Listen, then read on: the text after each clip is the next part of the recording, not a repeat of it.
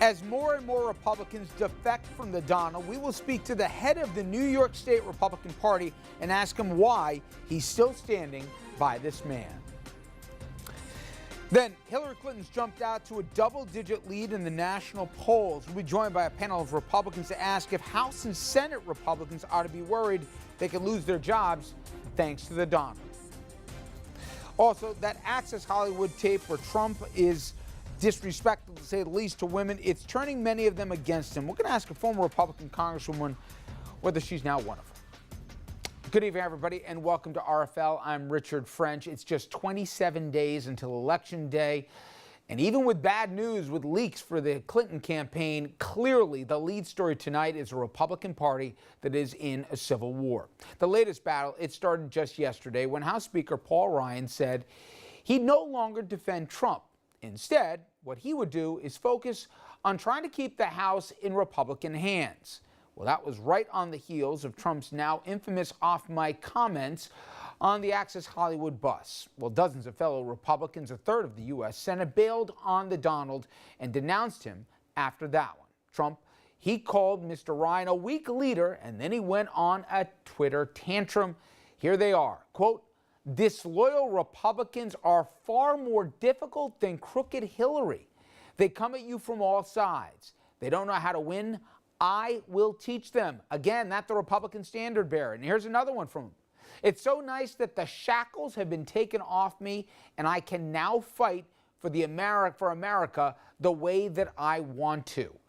If the shackles are off now, just imagine what we're in store for in the last 27 days. All right, many Republicans, they've jumped off the Trump bandwagon. But the chairman of the New York State Republican Party, he's not among them. Ed Cox, he's condemned Trump's most recent comments about women, but he is still supporting Donald Trump. And I spoke with him just a short time ago. And I got to imagine with less than 30 days to the election, with a lot of concerned Republicans nationally, you must be getting some interesting phone calls. I'm curious why you haven't joined a lot of Republicans in just saying enough is enough and pulling the plug on support for Donald Trump. I haven't gotten any of those kinds of calls. I was on a phone call with Ryan's previous chairman of the Republican National Committee, and he is saying, look, all the stuff about he is right behind Trump is the bottom line of that call, and let his full committee know that. Well, as you very well know, you have the Speaker of the House yesterday saying that he no longer will support or campaign for Donald Trump. His primary concern is to keep elected Republicans just that, elected. And to that point, I want to just bring in a couple of Republicans from New York. Forget about nationally. They're all over the place now, and the number's growing by the day. George Pataki, a man who I know you respect, he said the following: "I'm horrified by the Trump tape news. The Trump campaign is a poisonous mix of bigotry and ignorance. Enough. He needs to step down." Also, you have New York Representative John Katko. He said, "I'm certainly not going to vote for him. It's clear to me that he's not been able to get better at this, and now there's absolutely no way I can support him." Ed, I can read on and on. I got around the table with me tonight people like a former county executive, Scott Vanderhoff, who says absolutely not. Bill O'Reilly, he's distanced himself from the entire Republican Party for this process because of the comments. These are not outliers here. Again, what does it take for you to say this? He doesn't represent me, and he doesn't represent New York Republicans. His comments are just beyond the pale, and there's just such a litany of them. He's got to be doing far more harm than good. Richard, before you get too excited, this is all about something that he said 11 years ago, and that's what caused the media firestorm, including yourself. And Katko's position was basically always the position, not one of our candidates, forget former this and former that, not one of our candidates for Congress has changed the position from where they were before this current little firestorm. Firestorm? You think it's just that? From that point... You think a guy talking about sexual assault is a little firestorm? You're minimizing that? 11 years ago, right? He was 60 years old then. 11 years ago, he made these comments which we've condemned, and I think everyone should condemn them. They should not be made, Richard. On the other hand, when you take a look at the alternative at Mrs. Clinton, who any basis on which she could establish a legitimate presidency has disappeared. She's running on the coattails of Barack Obama. Her husband said late last week that Obamacare is crazy and it doesn't work. Bill Clinton said that, and that's a signature program of the coattails on which he is running the Barack Obama administration. Edward, I think you just did, though, makes it as if you don't support him, you support Hillary. And I can give you a lot of quotes. I'll just give one from Governor Herbert, who said, Donald Trump's statements beyond offensive and despicable. While I cannot vote for Hillary Clinton, I will not vote for Trump. Why is that not the position that you take? Just like Paul Ryan, who I know you respect as a fellow Republican, whose job it is to elect basically Congress people across this country, including in New York. It's a political calculation. Wait a minute. And a moral one where he says, I will not go there. I cannot go there. So why don't you just say, I'm not going to nominate one? Before you get too excited about Speaker Ryan, his job has always been to re-elect his House. So is yours. That's what he's doing. He has not removed his endorsement from Donald Trump. He's going to vote for Donald Trump because he knows that working with Donald Trump will be a lot better than working with Hillary Clinton, and he can get something done. Ed, before you go on, you may not be familiar. He just called today pathetic and weak Paul Ryan. That's your nominee. That's what Donald Trump said.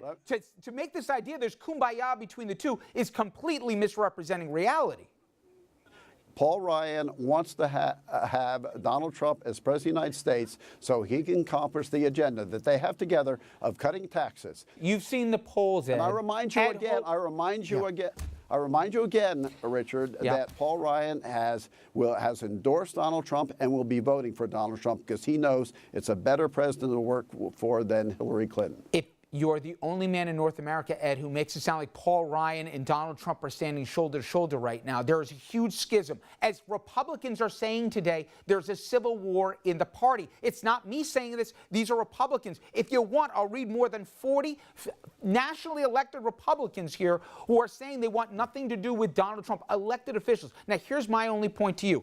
Sienna's got a poll. You've seen the latest numbers from Siena, and this came out before the 2005 sex tape was just released. They showed that Donald Trump's support among New York Republicans is lower now than it was for Republicans 4 years ago, 8 years ago. It's going down, and it could be much worse. Clearly, Republicans are making decisions because they think he will hurt them significantly come November. At what point do you say, enough of this guy?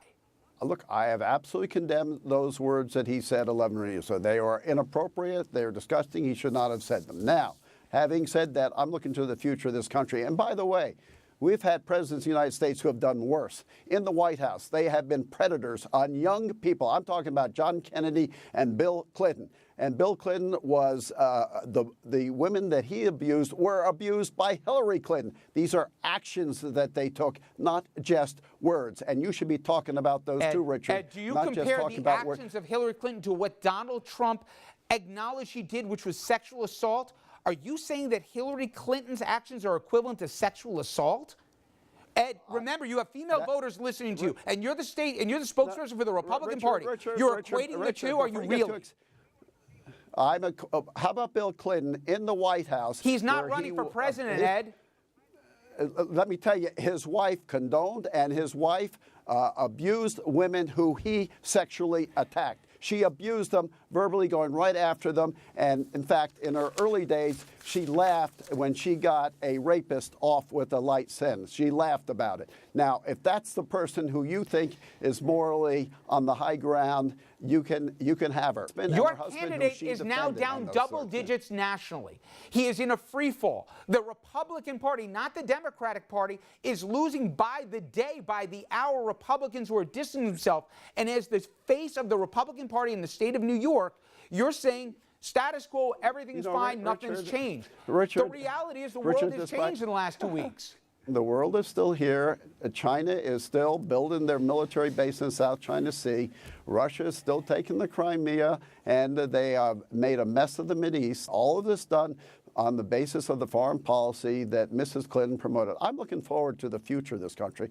And in the future of this country, who's the right person to be president of the United States? Who's going to go back to the policies that worked, Eisenhower, Nixon, Kennedy also, and in fact, Bill Clinton himself. And that was peace through strength. And America's got to show strength abroad. And so when this firestorm is over, you're going to be finding that we're going to have a strong candidate for president. We're going to have a close race, which I do believe he will win, and we will have a good Trump, Ryan, McConnell administration that will turn this country around and getting it going in the right direction. And that's what people will be voting for when they vote for our candidates for Congress all around this state. I know you're in a tough spot here, and we will just leave it as we agree to disagree. But Mr. Cox, thank you as always for the time. Always a pleasure, Richard. I do enjoy sparring with you.